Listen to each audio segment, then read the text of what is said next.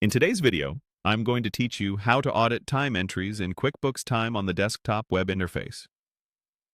Auditing time entries helps you confirm accuracy, spot discrepancies, and maintain a clean payroll trail.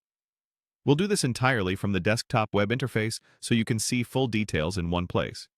Before you begin, make sure you have the right permissions to view and audit timesheets, and that you're signed in with a role that can see time entry history. Start by logging into your QuickBooks Time account on a desktop or laptop browser. The web interface gives you the most complete view of timesheets and their change history. Once you're in, look to the left-hand menu and click Timesheets. This is your central hub for reviewing time activity. At the top of the page, confirm that Time Entries is selected. This ensures you're viewing individual entries rather than summaries. If you don't see time entries, you may be on a different tab. Switch back so you're looking at the detailed line items for each shift or segment of time. Next, use the calendar to choose the correct date or date range. If you're auditing a daily issue, pick a single day. For payroll checks or broader reviews, select the full week or pay period. Taking a moment to set the right range saves time and keeps your review focused on the entries that matter. Now scan the status column. This is where important flags appear.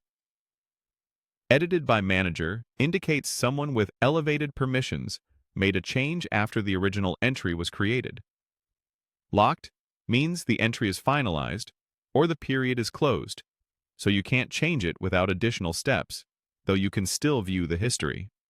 Manual shows the time was entered by hand rather than captured from a live clock in and clock out, which may warrant a closer look depending on your policies. When you find an entry you want to audit, move to the Actions column on that same row and click it. From the options that appear, select View History. A detailed log will open, showing who edited the time entry, exactly what was changed, such as start and end times, job codes, or notes, and the timestamp for each change. Use this to verify that adjustments align with your company rules and that edits are properly authorized. If something looks off, note the details, including the user and the time of the change, so you can follow up or document it as needed. That's the full audit process using the desktop web interface.